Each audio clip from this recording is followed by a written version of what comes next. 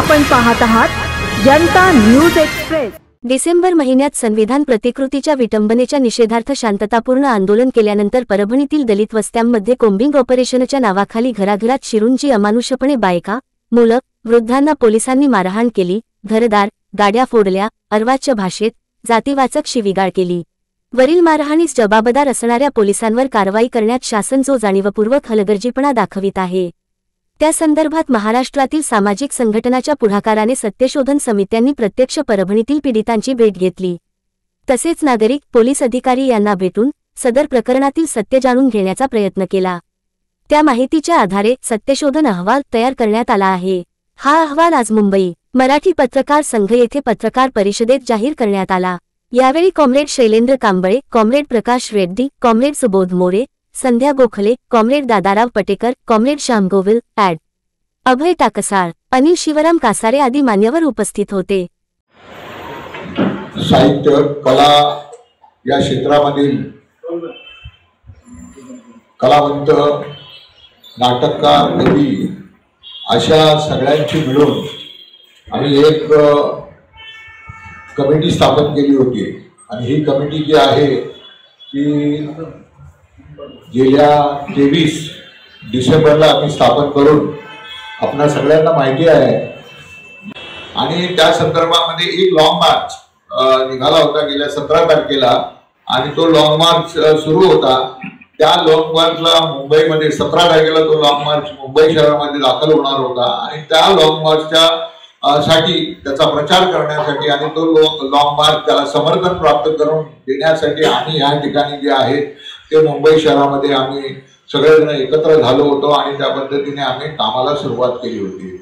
त्या संदर्भामध्ये आम्ही पत्रक देखील काढून वस्त्यामध्ये वाटण्याचं काम केलं आणि वस्त्यांमध्ये आम्ही त्याच्या बैठका ठरवल्या होत्या। पण गेल्या 9 तारखेला 9 फेब्रुवारीला हा मोर्चा जो आहे तो देवेंद्र फडणवीसच्या पुढाकाराने आणि सुरेश धस जो ज्या पद्धतीने बीडच्या घटनेला घेऊन बडा आका छोटा आका ज्या पद्धतीने वक्तव्य करत होता, आता त्याचा बडा आका कोण आहे आणि छोटा आका कोण आहे हे सुरेश धसने आणि मुख्यमंत्र्यांनी स्पष्ट करावं देवेंद्र फडणवीसने। आणि तो आता मोर्चा त्यांनी ज्या पद्धतीने हे केला, स्थगित केला आणि एकंदरच महाराष्ट्रातले जे उपेक्षित समाजाचे, वंचित समाजाचे जे घटक आहेत त्यांच्या बरोबर नेहमी असाच प्रकार केला जाईल का किंवा अशाच पद्धतीने त्यांचं आंदोलन दडपलं जाईल का पोलिसी बळाचा वापर करून आणि ते सगळं प्रकरण शांत केलं जाईल का, हा सगळ्यात मोठा प्रश्न आहे। आणि म्हणून या सगळ्या घटनेचं सत्यशोधन करण्यासाठीच मुंबई शहरामधून बरीचशी मंडळी गेली होती। जसं आता इथे आमच्यामध्ये ॲडव्होकेट अभय टाकसाळ आहेत, ते औरंगाबाद मधले आहेत, ते त्या सत्यशोधन समितीमध्ये होते। त्याचबरोबर आपले इतर आणखी जी मंडळी त्या सत्यशोधन समितीच्या मध्ये होती, त्या सत्यशोधन समितीच्या मध्ये इष्टा सेटलवाड असतील, अभय टाकसाळ असतील किंवा आता आपल्यामध्ये संध्या गोखले आहेत, या देखील त्या सत्यशोधन समितीमध्ये होत्या। तर त्या सगळ्यांनी सत्यशोधन समितीचा एक अहवाल जो आहे तो आपल्यासमोर सादर आज करण्यासाठीची पत्रकार परिषद आम्ही घेतली होती।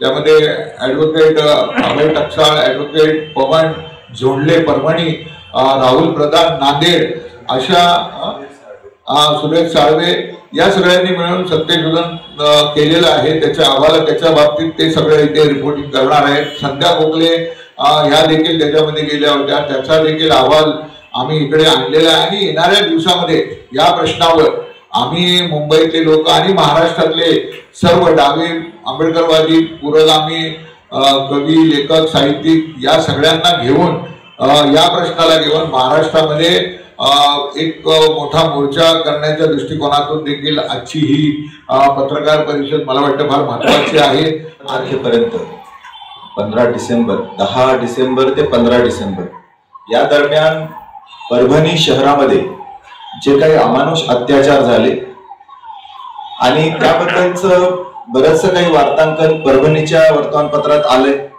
काही पत्रकारांनी त्याची स्टोरीज देखील केल्या परंतु त्यानंतर त्याबाबतचा सत्यशोधन अहवाल करण्यासाठी मी स्वतः, माझे सहकारी कॉम्रेड विकास गायकवाड, प्रीतम घनगावे, आम्ही कृष्णा सेटलवाड यांच्या मार्गदर्शनाखाली आम्ही परभणीला गेलो. त्या ठिकाणचे आंबेडकरी नेते सुधीर साळवे असतील, ॲडव्होकेट पवन जोंधळे असतील, नांदेडचे राहुल प्रधान असतील, यांची आम्हाला त्या ठिकाणी मदत मिळाली. आणि आम्ही त्या ठिकाणी सर्वप्रथम ज्या सोमनाथ सूर्यवंशीचा मृत्यू पोलीस कोठडीमध्ये झालेला आहे, न्यायालयीन कोठडीमध्ये झालेला आहे, त्यांच्या कुटुंबियांना भेटलो. सोमनाथची आई विजयाबाई, त्यांचे बंधू प्रेमनाथ आणि अविनाश यांना आम्ही भेटलो. आणि त्यांनी जी काही माहिती सांगितली अत्यंत धक्कादायक होती. विजयाबाई सोमवंशी अत्यंत एक धाडसी महिला, वडार समाजात जन्माला आलेल्या, त्यांनी अशिक्षित अशी महिला मुलांना दगड फोडून सोमनाथचे वडील आणि विजयाबाई यांनी काबाड कष्ट करून सोमनाथ, अविनाश आणि प्रेमनाथ आणि त्यांची बहीण दीपाली यांना तिघांना त्यांनी चौघांना चांगलं शिकवलं. सोमनाथ हा लॉ स्टुडंट होता. तो आता PhD ची एंट्रन्स देखील त्यानं पेट देखील पास झालेला होता. तो LICचं देखील काम करायचा. असा हा होतकरू मुलगा केवळ त्याला म्हणजे पोलिसांना त्यांनी प्रश्न केला की तुम्ही कुठल्या कलमाखाली आम्हाला अशा प्रकारची मारहाण करतायत, या रागापोटी त्याला अटक केलेली. सोमनाथची आई ज्या आहेत त्या म्हणाल्या विजयाबाई की 10 तारखेपासून 15 तारखेपर्यंत पोलिसांनी त्यांना कुठलाही संपर्क केलेला नाही. 15 तारखेला सकाळी सर्वप्रथम त्यांना परभणी पोलिसांकडून फोन गेला आणि त्या फोनमध्ये पोलिसांनी पहिला प्रश्न विजयाबाईंना केलेला आहे तो म्हणजे तुमची जात कोणती. त्यानंतर सोमनाथ हा तुमचा मुलगा आहे का. त्यानंतर त्यांनी सांगितलं की त्याला काही श्वसनाचा त्रास होता का, दम्याचा त्रास होता का. त्यावेळेस विजयाबाई म्हणतायत की त्याला कुठलाही त्रास नव्हता. आणि त्यानंतर धक्कादायक म्हणजे एवढं सगळं विचारल्यानंतर पोलीस म्हणतायत विजयाबाईंना की तुमच्या मुलाचा मृत्यू हार्ट अटॅकने झाला. विजयाबाईंसाठी अत्यंत धक्कादायक बाब होती. त्यानंतर त्या परभणीला आल्यानंतर त्यांना आयजींना भेटायला नेलं गेलं. हे जे गोरबांड आहेत हेच त्यांना घेऊन गेले होते. आणि जात असताना अविनाशवर त्यांचा दबाव देखील होता की तुला पोलीस भरतीमध्ये तुला पास करून घेऊ, पोलीस भरती करण्यासाठी तुला सहकार्य करू, अशा प्रकारची देखील माहिती अविनाश आणि प्रेमनाथने सांगितलेली आहे. त्यांच्यावर दबाव होता की तुम्ही जे आहे ते गावाकडे घेऊन जा, अशा प्रकारचा देखील त्यावेळेस त्या ठिकाणी दबाव होता. आयजी म्हणाले विजयाबाईंना की तुमच्या मुलाला जे आहे ते दम्याचा त्रास होता म्हणून त्याचा मृत्यू झाला. विजयाबाई म्हणाल्या, ठामपणे म्हणाल्या आयजींना, अशिक्षित महिला परंतु आयजींना त्या घाबरल्या नाही. त्या ठामपणे म्हणाल्या की माझ्या मुलाला तुमच्याकडे अटक होण्यापूर्वी त्याला कुठलं औषध चालू नव्हतं, त्याला कुठलाही त्रास नव्हता, माझा मुलगा निरोगी होता. त्या ठिकाणी त्याने ठामपणे बोललेलं. त्यानंतर औरंगाबादला त्या आल्या.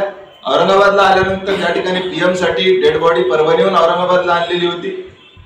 त्या ठिकाणी त्यांनी निर्णय घेतला की परभणीलाच अंत्यसंस्कार करायचे.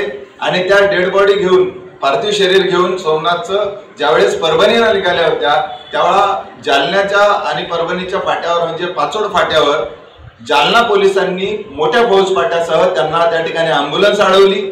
अँब्युलन्सच्या ड्रायव्हरवर मोठा दबाव आणून त्याची चावी घेऊन पोलिसांनी जवळपास 2 तास त्या ठिकाणी त्याला रोखलं.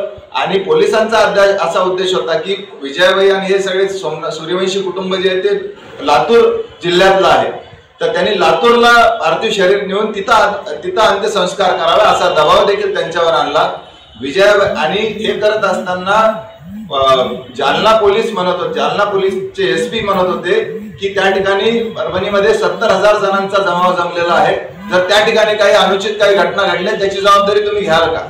विजयाबाईंनी दिलेलं उत्तर अत्यंत जे धाडसी उत्तर आहे आणि रोखठोक उत्तर त्यांनी दिलं की 5 दिवस माझा मुलगा तुमच्या ताब्यात होता, तुम्ही त्याची जबाबदारी घेत नाही आणि 70,000 लोक तिथं अंत्यसंस्कारासाठी जमले, त्याची जबाबदारी मला घ्यायला होता का. तुम्ही अगोदर माझ्या मुलाची जबाबदारी घेणार एखादा तरी पोलीस पुढे येऊ द्या. त्यावर पोलिसांनी माघार घेतली आणि 16 तारखेला सोमनाथवर त्या ठिकाणी अत्यंत शांततेमध्ये अंत्यसंस्कार झाले. आम्ही या सूर्यवंशी कुटुंबाला तर भेटलोच, परंतु आम्ही भीमनगर, प्रियदर्शनी नगर आणि सारंग नगर या ज्या 3 भागांमध्ये कोम्बिंग ऑपरेशन करण्यात आले त्या ठिकाणी देखील आम्ही त्यांना भेटलेलो आहोत. मुळातच या घटनेला जी सुरुवात झालेली आहे त्यामध्ये 10 तारखेला आताच कॉम्रेडनी सांगितल्याप्रमाणे जो हिंदू सकल मोर्चा निघालेला होता त्या मोर्चाबद्दल कुठलाही बंदोबस्त, जो मोठा बंदोबस्त द्यायला पाहिजे होता तो पोलिसांनी दिलेला नाही. हिंदू सकल मोर्चा ज्या ठिकाणी संपला तिथून काहीच अंतरावर डॉक्टर बाबासाहेब आंबेडकरांचा पुतळा आहे आणि त्या पुतळ्याच्या समोर संविधानाची प्रतिकृती आहे. त्या संविधानाची प्रतिकृती दत्ता सोपान पवार नावाच्या या माणसाने त्याचं विटंबना केली, ती प्रतिकृती उचलली आणि फोडली. त्या ठिकाणी जे काही आंबेडकरी तरुण होते त्यांनी त्याला पकडलं आणि पोलिसांच्या हवाले केलं. एकूण 9 FIR आहेत त्यामध्ये. या 9 FIR पैकी हा पहिला FIR जो की दत्ता सोपान पवारच्या विरोधात आहे तो पोलिसांनी केलेला नाही. एकूण बाकीचे 8 FIR हे पोलिसांनी केलेले, ते आंबेडकरी कार्यकर्त्यांच्या विरोधात केलेले, ते खोटे FIR. आणि हा जो FIR आहे तो पोलिसांनी करायला पाहिजे होता. तो आहे का आंबेडकरी कार्यकर्ता विठ्ठल कचरू गोडबोले यांनी तो FIR केलेला आहे.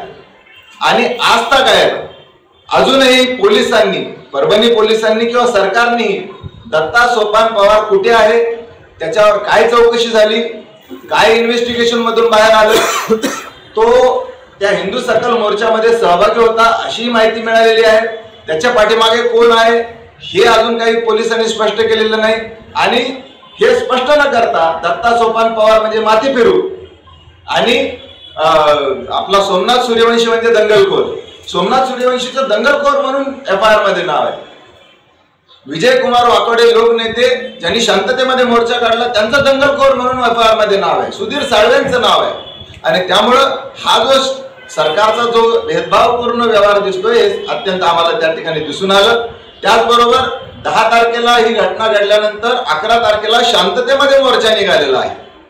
11 तारखेच्या मोर्चाला देखील पोलिसांनी योग्य तो बंदोबस्त दिलेला नाही हे देखील आमच्या समोर आलं. त्या ठिकाणी एक अनोळखी एक जमाव जो की कथितपणे व्हायलन्स त्या ठिकाणी 11 तारखेचा मोर्चा सुरू असताना करत होता, त्या कथित हिंसाचार करणाऱ्या जमावाला पोलीस जागेवर अटक करू शकले असते, परंतु पोलिसांनी जाणीवपूर्वक त्यांना अटक केली नाही असा आमचा निष्कर्ष आहे. कारण त्याचंच भांडवल करून त्यांना दलित वस्त्यांमध्ये जाऊन कोम्बिंग ऑपरेशन करून अत्याचार करायचा होता आणि ज्यांचा या हिंसाचाराशी संबंध नाही त्यांना त्याच्यामध्ये घेऊन त्यांच्यावर खोट्या केसेस दाखल करायचं होतं. असं सगळं ही जी काही सिक्वेन्स दिसते, ही काही घटनाक्रम दिसतोय त्याच्याकडे आम्ही लक्ष आमचं गेलेलं आहे. त्याचबरोबर 11 तारखेला हा मोर्चा करत असताना तो हिंसाचार करणाऱ्या जमावातल्या एकालाही अटक केली नाही. आम्ही अशा काही तरुणांना भेटलेलो, त्यांनी पोलिसांना वाचवलेलं आहे त्या जमावापासून. हा जमाव हा आंबेडकरी जमाव असूच शकत नाही याबद्दलचे देखील आम्हाला काही पुरावे त्या ठिकाणी मिळालेले आहेत. उदाहरणार्थ एका जबाबदार पत्रकाराने आम्हाला सांगितलं की हा सगळा व्हायलन्स सुरू असताना म्हणजे 11 तारखेचा एक लोखंडी गज लोकनेते विजयकुमार वाकोडे यांच्या दिशेने फेकण्यात आला होता त्या जमावाकडून. जर तो जमाव आंबेडकरी जमाव असता तर तो विजयकुमार वाकोडे यांच्यावर हल्ला करूच शकत नाही.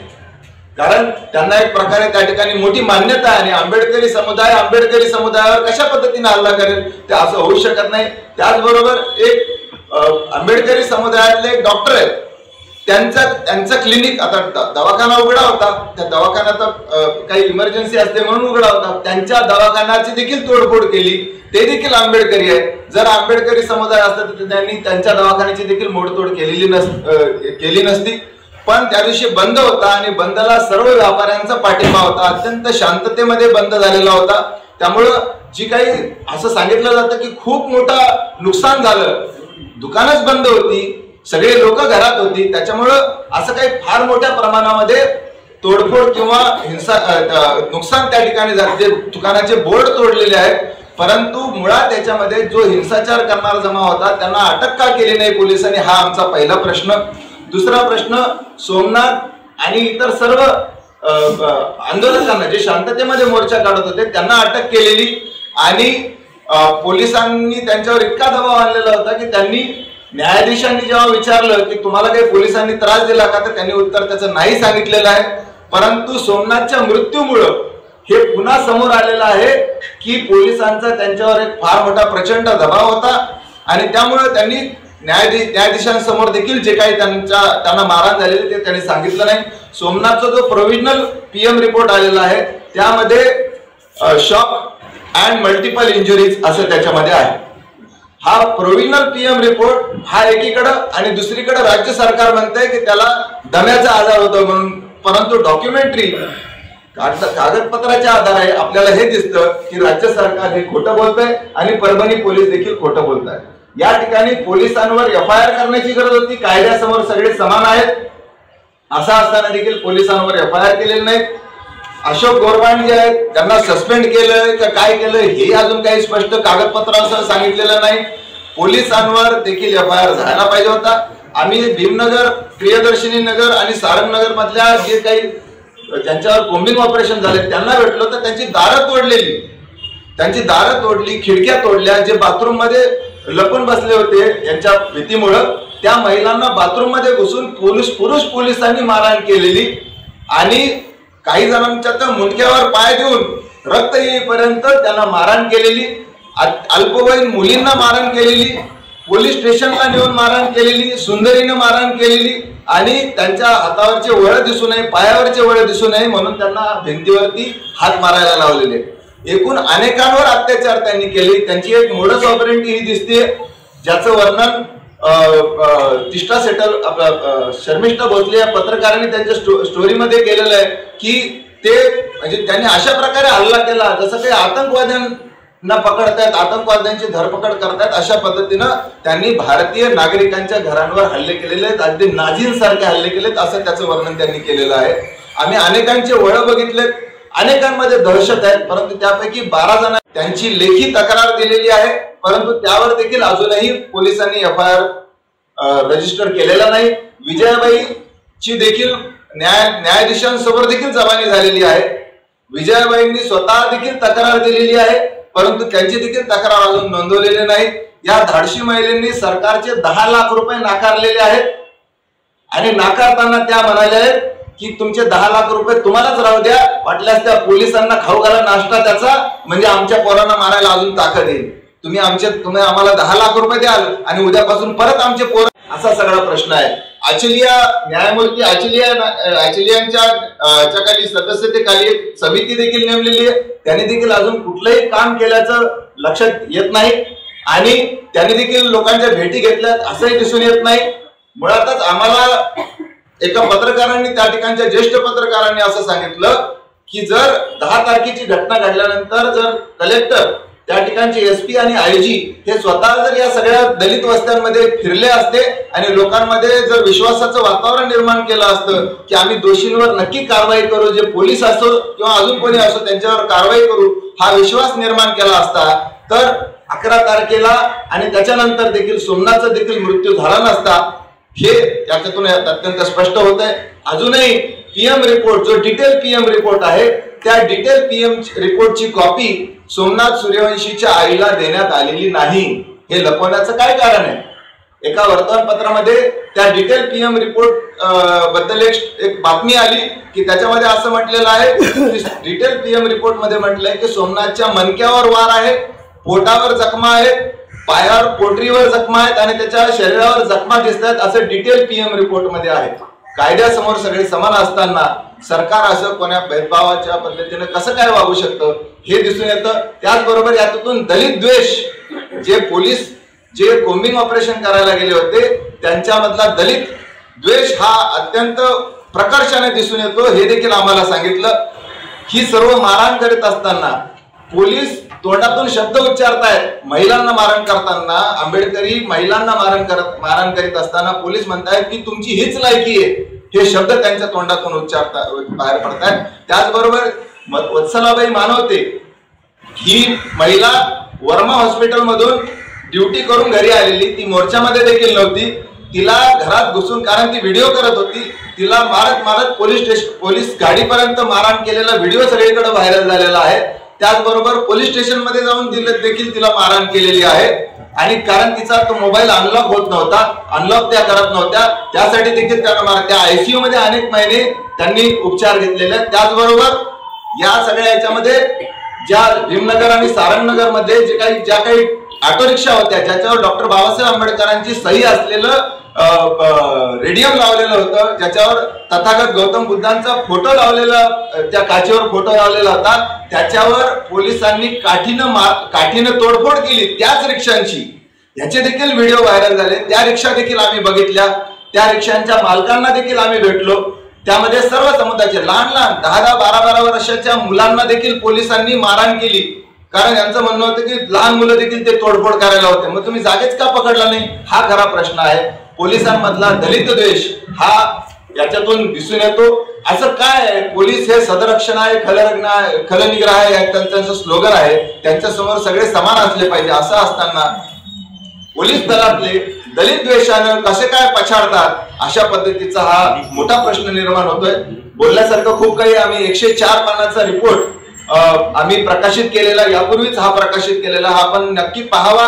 याच्यामध्ये आम्ही सगळे FIR जोडलेले 12 कंप्लेंट ज्या आहेत, ज्या 12 कंप्लेंट पोलिसांच्या विरोधात देण्यात आलेल्या त्या देखील याच्यात जोडल्या. त्याचबरोबर पोलिसांनी कायदेशीर काय काय करायला पाहिजे होतं, पोलिसांनी कोणकोणत्या कायद्याचा भंग केलेला आहे हे देखील याच्यामध्ये आहे. PM रिपोर्ट देखील आहे आणि संपूर्ण घटनाक्रम आम्ही याच्यामध्ये सविस्तरपणे आम्ही नमूद केलेला आहे. आपल्या सर्वांना विनंती आहे की यातील मुद्द्यांना आपण प्रसिद्धी द्यावी. आणि हा फक्त दलितांवरच हल्ला नाही, तर हा अल्पसंख्याकांवर हल्ला आहे, पत्रकारांवर देखील हल्ले होत आहेत. त्याच्यामुळे हा नागरी स्वातंत्र्याचा प्रश्न आहे. काय असावा या संबंधी थोडं बोलेल.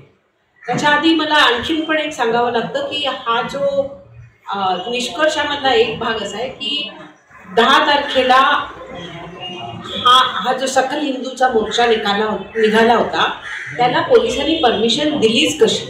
कारण पूर्ण महाराष्ट्रभर 70हून जास्त त्यांनी मोर्चे काढलेले आहेत सकल हिंदूने, आणि प्रत्येक मोर्चामध्ये ते द्वेषाची भाषणं देतात, वाटेल तशाच घोषणा देतात. आणखीन त्यामुळे सुप्रीम कोर्टामध्ये केस गेलेली आहे आणि सुप्रीम कोर्टाने सांगितलं आहे की पोलिसांनी सुमोटो म्हणजे स्वतःहून नोटीस घेतली पाहिजे अशा भाषणांची आणि अशा मोर्चांची. मग पोलिसांनी त्यांना परमिशन कशी दिली, परवानगी कशी दिली, हा मोठा प्रश्न आहे. कारण तुम्हाला सांगू, मुंबईमध्ये 3 जानेवारी सावित्रीबाई फुलेंच्या नावाने जरी आम्हाला स्त्री संघटनांना जरी प्रोग्राम करायचा असला, पोलीस परमिशन देत नाही.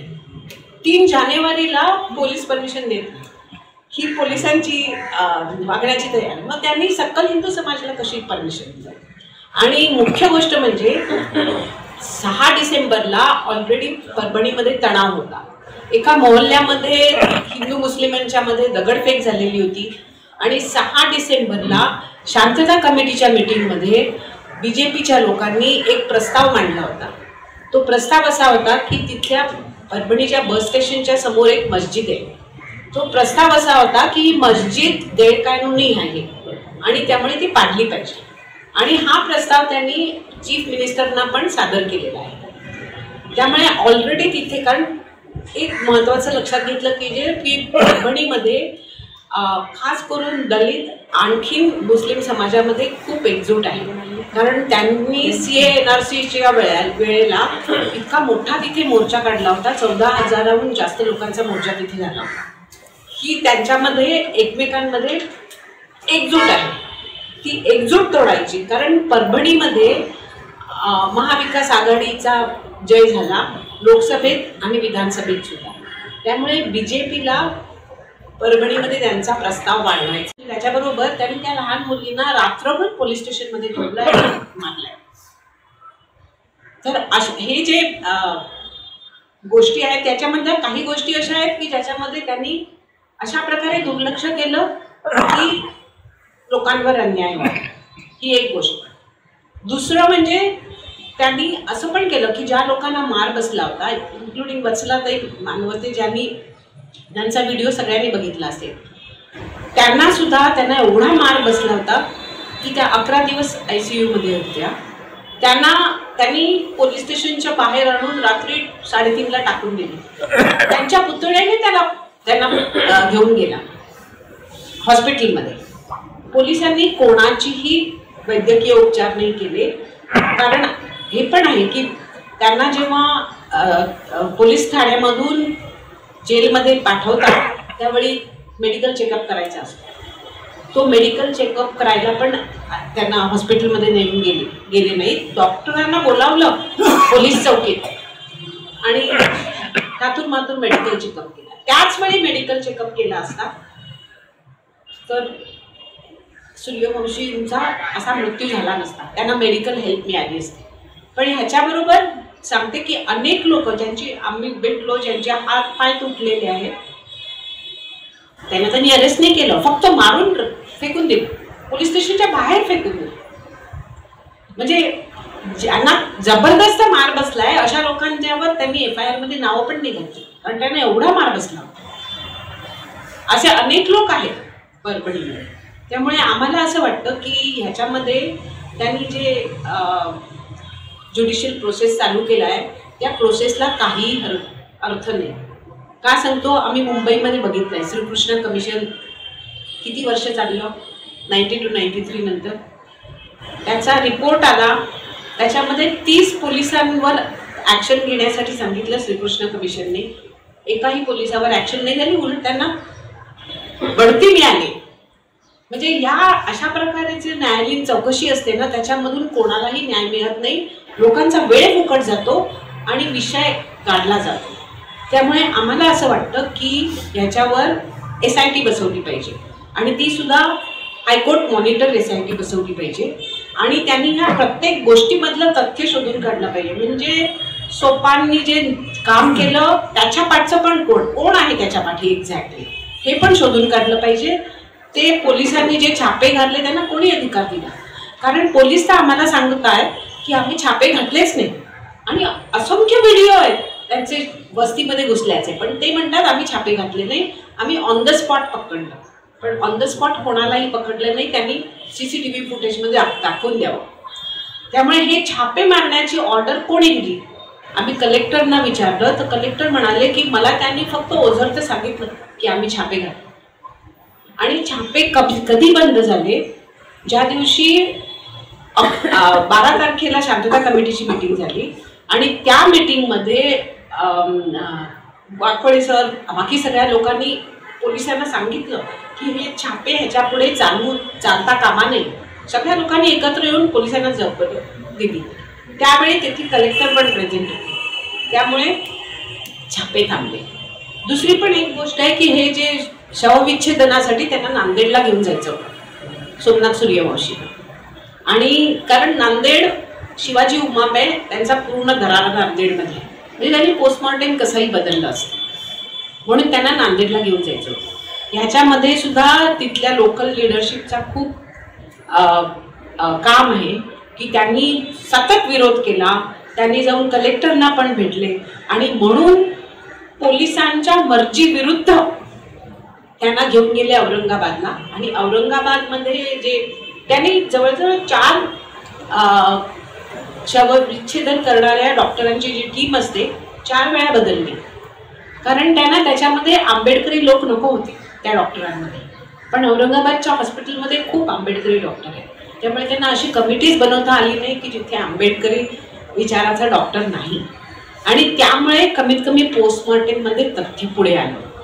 त्यामुळे आम्हाला असं वाटतं की ह्या सरकारच्या समोर बाकीची न्यायालयीन चौकशी वगैरे मध्ये काही अर्थ नाही. कारण एक तुम्हाला सांगते की ह्या लोकांना न्यायालयाच्या मध्ये आणलं होतं, त्यांचे कपडे रक्तबंबाळ होते, नाकातून हातातून रक्त गळत होतं, न्यायाधीशला दिसत होतं की यांना लागलंय.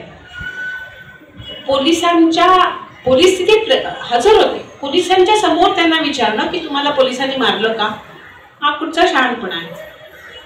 त्यांना कदाचित बाजूला घेऊन गेले असते, विचारलं असतं, फरक पडला असता. तर ही सगळ्या गोष्टी आहेत, म्हणजे न्यायालयामध्ये पण कसा अन्याय होऊ शकतो ही गोष्ट आहे. त्यामुळे एक SIT झाली पाहिजे, ती सुद्धा हायकोर्ट मॉनिटर SIT झाली पाहिजे आणि त्याच्यामध्ये ह्या सगळ्या प्रश्नांचा उहापोह झाला पाहिजे. त्या SITने कोर्टने त्या SITला मॉनिटर करायला पाहिजे, नाही त्या ह्याच्यामधून सत्य कधीच निघणार नाही. आणि दुसरं म्हणजे असे छापे हा एक पॅटर्न आहे. तुम्हाला माहिती असेल संभाजी भिडे म्हणून त्यांचा पण एक पॅटर्न आहे. ते काय करतात, एखाद्या ठिकाणी दंगल करायची असेल तर दुसऱ्या गावामधून लोक घेऊन येतात तिथे दंगल करायला. तसा आणि त्यांचा हा पॅटर्न परभणीला पण दिसून आला. तसा पोलिसांचा हा पॅटर्न होईल की छापे घालायचे, लोकांना हादरवून सोडायचं. एवढी भीती लोकांमध्ये असली पाहिजे की ह्याच्यापुढे लोक संघटित होणार नाहीत, आपल्या न्याय मागणार नाहीत, पोलिसांचा अत्याचार गुपचूप सहन करून घेतो. तर हा आमचा निष्कर्ष आणि रेकमेंडेशन असं आहे की प्रयत्न केला पाहिजे की कोर्ट मॉनिटर SIT स्थापित करा. हा जो प्राथमिक अहवाल आपल्या समोर 2 सदस्यीय समितीचा स्पष्ट अहवाल आहे आणि त्याच्यामुळे काय घटनाक्रम आहे त्याच्याबद्दल यांनी सुद्धा माहिती सांगितली आणि संध्या गोखले यांनी सुद्धा एक माहिती सांगितली. आता त्या घटनाक्रमाबद्दल त्याच्यानंतर काय सरकारने केलं पाहिजे याच्याबद्दल स्पष्ट दोन्ही अहवालामध्ये मुद्दे मांडलेले आहेत. त्याचा मी आता पुनरुच्चार करत नाही, परंतु त्याच्यामध्ये सरकारला करणं भाग करण्यासाठी आमचा जो जे काही आम्ही एकत्र आलेलो आहोत, डाव्या पक्षाची लोक, आंबेडकरवादी लोक, समविचाराची लोक, त्याच्यामध्ये लेखक आणि कलावंत वगैरे आहेत, त्यांच्यातर्फे हे आंदोलन चालूच राहणार आहे. आमचा असा या पत्रकार परिषदेमध्ये स्पष्ट आरोप आहे की हे सरकार या ठिकाणचे म्हणजे मुख्यमंत्री असलेले आणि गृहमंत्री असलेले फडणवीस आणि ते सरकार हे दडपण्याचा प्रयत्न करतायत. त्याच्यासाठी सर्व प्रकारचे दुरुपयोग करतायत आणि धससारखी लोक त्या ठिकाणी जाऊन त्यांना कोणी अधिकार दिला? ते त्या ठिकाणी त्यांच्या वतीने बोलणारे कोण? त्याच्यानंतर कोणीतरी जातो पालकमंत्री. हे सगळे आपण स्पष्ट डोळ्यांनी पाहतायत आणि त्यामुळे हे दबाव करून आणलेलं आणि हे संबंध ते त्या गोष्टी आहेत, त्याच्यावर कारवाई होऊ नये असं चाललेलं हे कारस्थान आहे आणि त्याला सरकारचा पाठिंबा आहे का? आमचं म्हणणं आहे सरकार करते. तुम्ही त्यांना स्पष्ट विचारलं पाहिजे की हे तुम्ही का करत नाही. सत्यशोधन समितीमध्ये प्रश्न उभे राहिलेले आहेत, त्याच्याकडे तुमची काय उत्तरं आहेत ते उत्तरं तुम्ही द्या. आधी आमचं आंदोलन चालू राहणार आहे त्या ठिकाणी. आता त्यातले मार्ग कुठले आहेत? लॉंग मार्च त्यांनी सांगितलं का पडतो, पण लॉंग मार्च ते कोणी म्हणजे काढण्याचं काय हे केलेलं नाही, परंतु शिकार आहे. त्यांनी सांगितलं की त्या ठिकाणी आम्ही परभणीमध्ये खुद्द परभणीमध्ये अशा काही अनेक सूचना आहेत की तिथे मोठी परिषद आम्ही घेणार आहोत. जिल्ह्यामध्ये एक दिवस असा असेल किंवा सातत्याने आम्ही याच्याबद्दल आंदोलन करत राहणार आहोत आणि जे दोषी आहेत त्यांना शिक्षा होईपर्यंत आम्ही थांबणार नाही. इतकं या ठिकाणी फक्त आम्हाला अचूक बातम्या, निपक्षपाती विचार, अन्यायाविरुद्ध वाचा फोडणारे परखड विचारांचे सार्वभौम दैनिक प्रजासत्ताक जनता.